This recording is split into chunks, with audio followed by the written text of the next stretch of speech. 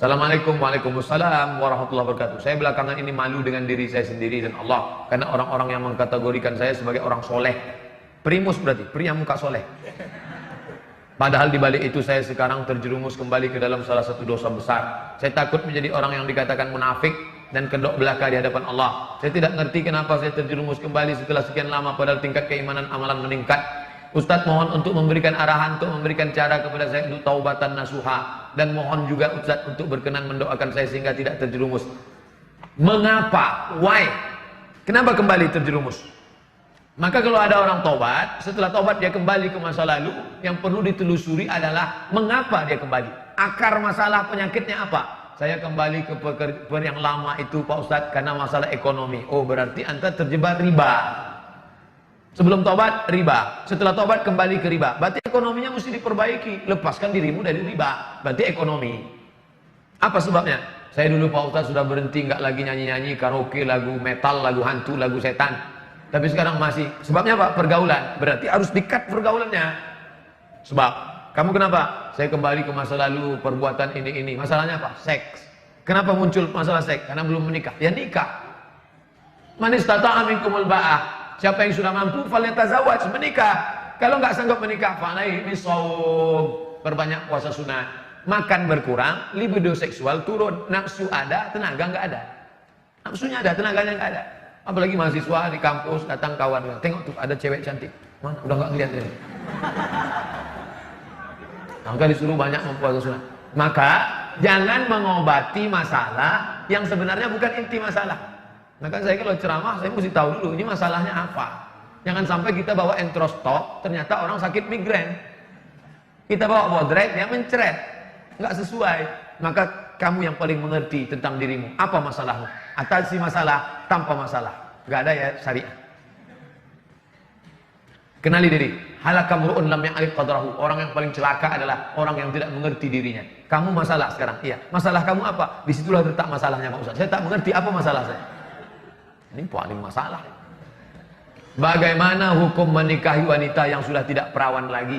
Padahal lelaki itu belum pernah melakukan serupa kepada wanita. Apakah boleh menikahinya?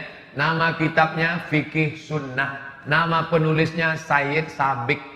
Sayyid Sabiq mengutip dari kitab Majmu' Fatawa Ibnu Taimiyah. Bunyi teksnya begini. Inishtarata bikran fabanat thayban falahul fasqu. Ini perempuan, nggak tahu entah gadis entah tidak, gaya-gayanya kayak gadis. Lalu ini ada seorang lelaki, dia ingin perempuan yang gadis. Adinda, sebelum aku menikahimu, tak ingin terjadi penyesalan di akhir masa. Apakah engkau menjaga kehormatanmu selama ini? Lalu si ini percaya, karena dia lihat tanda-tandanya seperti menjaga. Dia untuk menjurus langsung, dia tidak ingin menyakiti hati si perempuan. Ternyata setelah menikah, inilah yang dikatakan Imam Ibnu Taimiyah, inishtarata bikran. Kalau laki-laki ini mensyaratkan istrinya mesti perawan, fabanat saiban, ternyata tidak perawan, falahul fashu, maka dia punya hak untuk fasah. Fasah artinya pembatalan pernikahan. Ternyata perempuan itu mengaku di malam itu atau bla bla bla, maka dia mesti datang ke wali perempuan itu, Pak, ternyata begini-begini keadaannya. Maka sesuai pendapat Ibnu Taimiyah dalam kitab Majmu' Fatawa yang dinukil oleh Sayyid Sabiq dalam kitab Fikih Sunnah. Kalau nggak ingat, pokoknya begitu aja lah.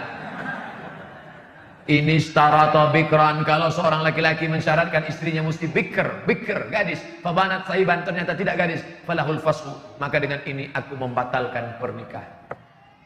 Bapak nggak perlu tahu orang lain ini bla bla cerita ini, jangan langsung jangan diekspos ke FB. Ini penyakit orang sekarang. Begitu terjadi masalah, ternyata kau tidak seperti yang kuinginkan. Kasihan.